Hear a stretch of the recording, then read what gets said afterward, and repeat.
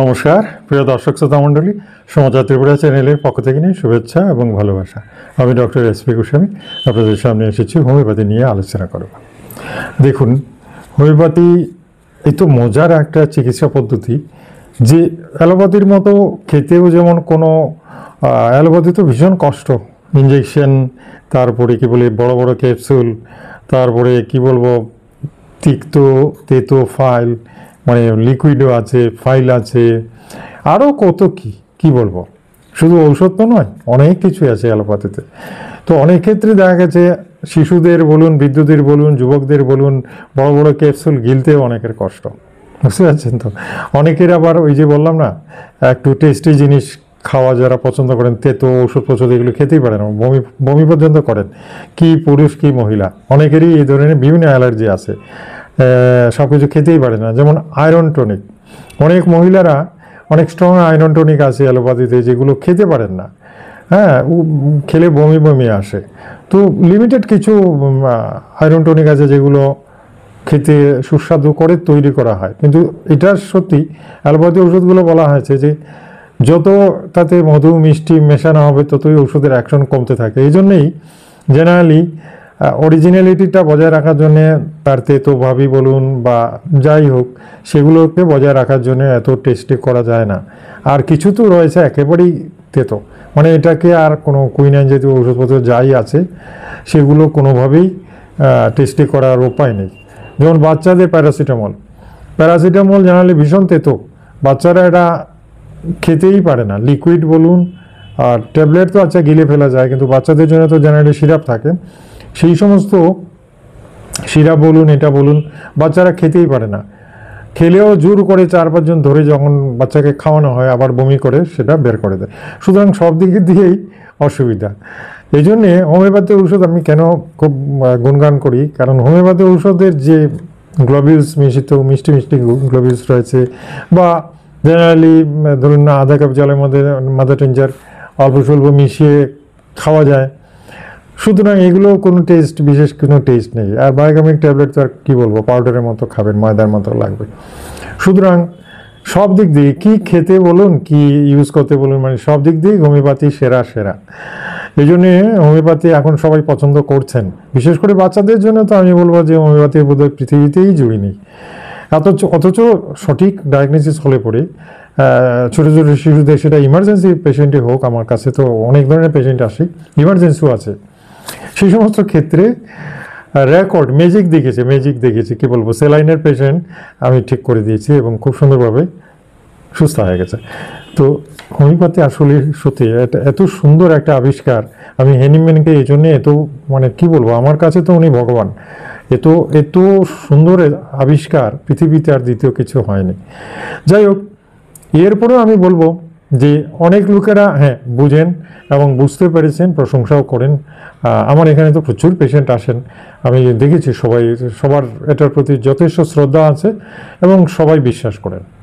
এই জন্যই আমার সাবস্ক্রাইবার দেখেছেন তো, প্রচুর সাবস্ক্রাইবার আছে হোমিওপ্যাথির। তবে কথা হচ্ছে, ভারতের অসংখ্য ডাক্তার আছেন, তার মধ্যে সকালে আমি বলবো না একেবারে পুরো অভিজ্ঞতা সম্পন্ন অনেকেই আছেন এখনও কাঁচা হাতে ট্রিটমেন্ট করেন, যেটার জন্য হোমিওপ্যাথির অনেক বদনাম হয়ে যাচ্ছে। অনেকে এই জন্য বলেন জল ঔষধ, এগুলো খেয়ে কোনো কিছু রেজাল্ট নেই, কিন্তু সঠিকভাবে ডায়াগনোসিস করে ঔষধ দিলে পরে কি বলবো, ম্যাজিকও দেখায় বা রেকর্ড ব্রেক করা রেজাল্ট দেখাতে পারে। আসুন, আজকে যে ভিডিওটা ছেড়েছি, ভিডিওটা কিন্তু খুব খুব দরকার। আমি কেন বলবো, পুরুষ বলুন মহিলা বলুন, মুখের সৌন্দর্য মানে চেহারাটা সুন্দর করার জন্য সকলেই কিন্তু ব্যস্ত। এই যে আমরা কাপড় চোপড় পরি, সব কেন পরি, ওই যে যাতে অন্যরা দেখে আমাকে একটু ভালো বলে, পরিচ্ছন্ন বলে, এটার জন্যই তো, আর কিছু না।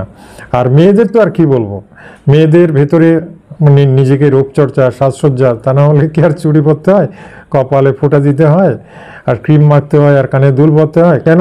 ওই নিজেকে সুন্দর করতে হবে।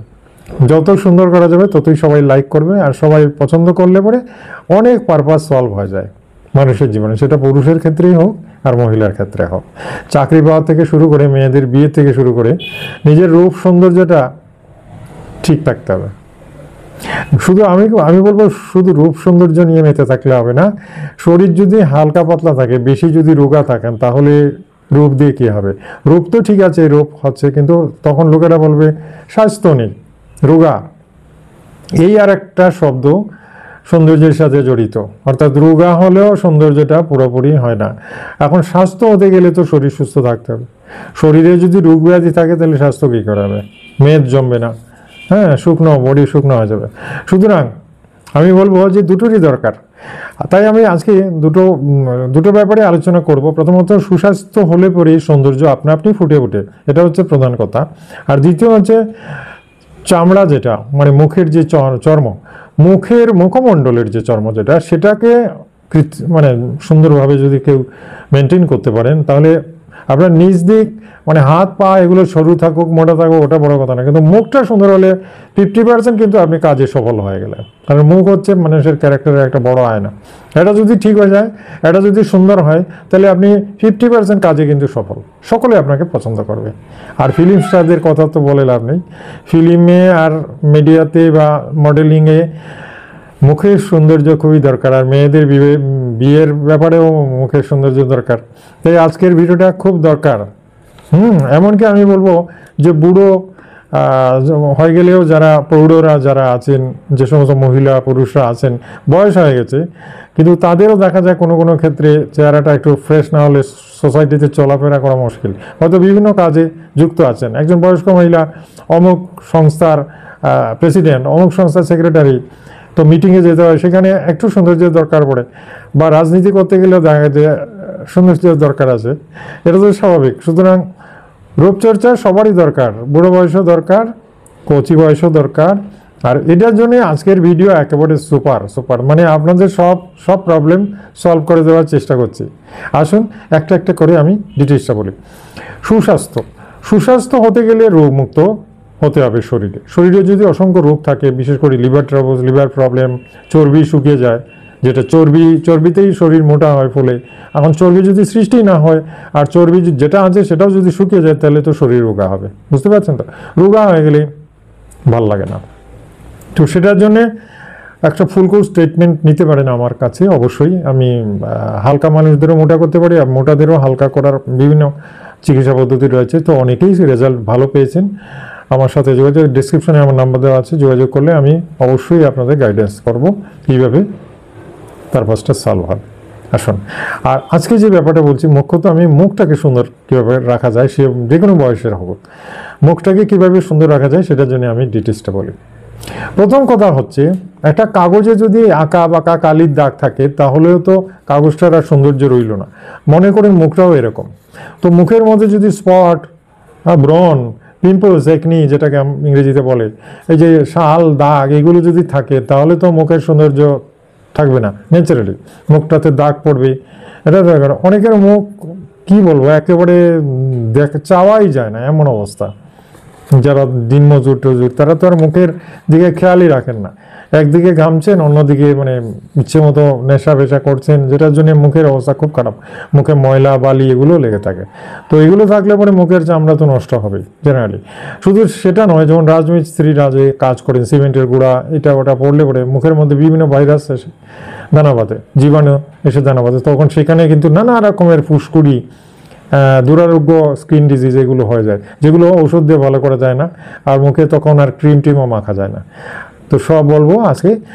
এই ধরনের রাফ যারা দিনমজুর বা এরকম যেটা বললাম রাজমিস্ত্রি, যারা এই ধরনের সমস্যায় ভুগছেন, মুখের মধ্যে ছোটো ছোটো দাগ, ফোড়া, ফুসকুড়ি এগুলো তো আছেই, এগুলোকে সারানোর জন্য যে ওষুধটা, সেটার নাম হচ্ছে সালফার ওষুধটা আমি বলবো না যে ডেইলি খাবেন, ডেইলি বারবার খাবেন, এরকম না।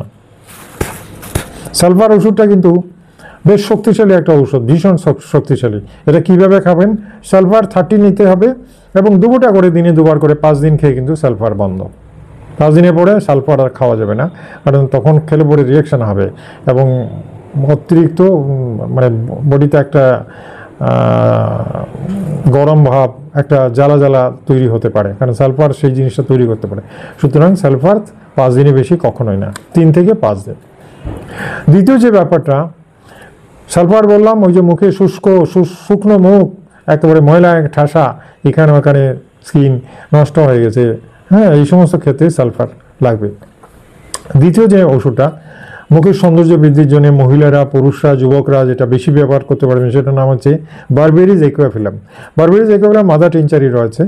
তো মাদার টিনচার এটা জেনারেলি কী করে, মুখটা বলতে পারেন মানে ক্লিনজিং, মানে পরিষ্কার রাখবে, মুখটাকে একেবারে ঝকঝক করে রাখবে, ব্রাইটনেস বাড়িয়ে দেবে, চামড়াটাকে একদম লাইট যেন পড়েছে, হ্যাঁ, জ্যোৎস্নার আলো যেন পড়েছে মুখের মধ্যে, এরকম বানিয়ে দেবে। এই জন্য বারবেরিজ একুয়াফিলামের কদর খুব বেশি, সারা পৃথিবী জুড়ে বারবেরিজ একুয়াফিলাম খুব বেশি লোকেরা ইউজ করেন এবং এটা সাইড এফেক্ট নেই বললেই চলে। বারবেরিজ একুয়াফিলাম চোখ বুঝে খাওয়া যায়। এটা জেনারেলি মাদার টিনচার পাওয়া যায় 10 ফোঁটা করে দিনে 2 বার করে। এটা বেশ কিছুদিন খাওয়া যেতে পারে, 15-20 দিন থেকে 1 মাসও খাওয়া যেতে পারে। এটার কোনো সাইড এফেক্ট যেহেতু নেই। যত বেশি খাওয়াবে মুখে রক্ত সঞ্চালন বেশি হবে, মুখের দাগ টাগ সব মিলিয়ে দেবে, হ্যাঁ, মুখটা দেখবেন একেবারে দুর্দান্ত।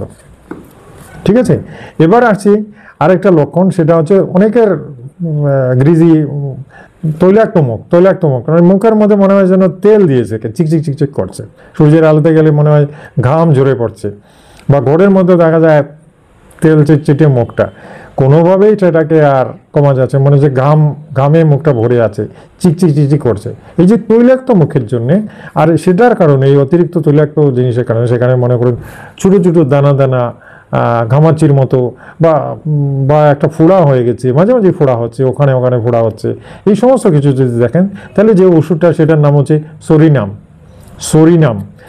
জেনারেলি 200 নিতে হয় এবং 2 ফোঁটা করে দিনে 2 বার করে সরিনাম আমার মতে 5 থেকে 7 দিন খাওয়া যেতে পারে। 5 থেকে 7 দিন খাওয়ার পরে সরিনাম আর খাবেন না, বন্ধ করে রাখুন। রেজাল্ট আসতে একটু দেরি হয়, ওষুধ খাওয়ার সাথে সাথে রেজাল্ট আসে না, হয়তো 1 মাস পরে দেখা গেল মুখের দাগ টাগ এগুলো মেলাচ্ছে, একনি প্যাম্পুসগুলো সরে যাচ্ছে। ঠিক আছে, এবারে আসছি কিছু কিছু যুবকরা এমন কাজ করেছেন, এমন বয়স্ক মহিলা এমন ভুল করেছেন যে কি বলবো। অনেকে গরিব, অথচ মুখের সৌন্দর্য বজায় রাখতে গিয়ে বাজারে কসমেটিক্সের দোকানে গিয়ে ক্রিম দেখেছেন, আর দোকানিও লেকচার মেরে মেরে আপনাকে ক্রিম বিক্রি করে দিয়েছে।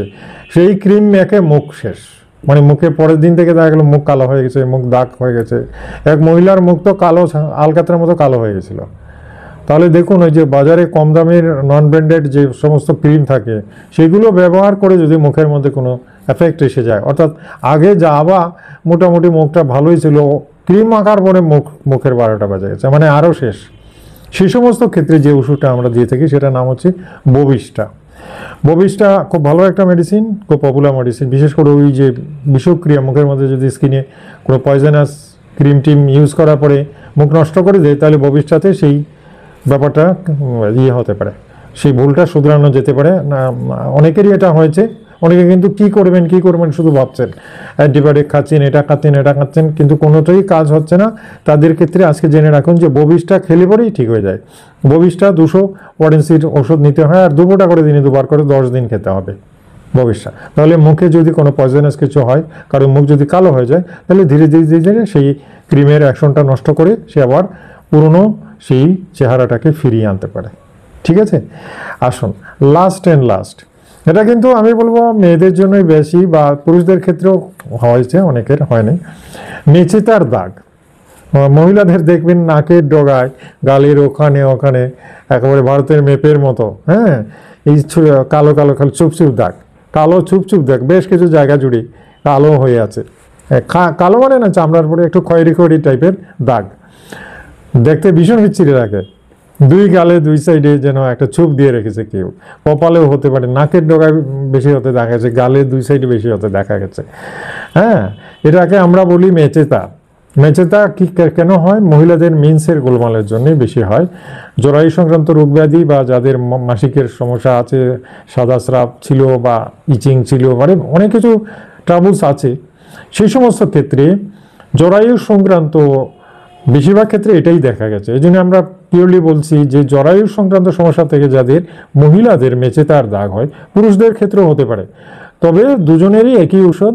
সেই ওষুধটার নাম হচ্ছে সিপিয়া। জরায়ুতেও আমরা বিভিন্ন রোগের জন্য দেওয়া হয়, জরায়ু বেরিয়ে পড়ছে বা এটাতেও সিপিয়া ইউজ করা হয়। তো সিপিয়া 200 পটেন্সির ওষুধ নিতে হয়, আর 2 ফোঁটা করে দিনে 2 বার করে আপনারা 10 দিন খেতে পারবেন। 10 দিন খাওয়ার পর বন্ধ করে দেবেন।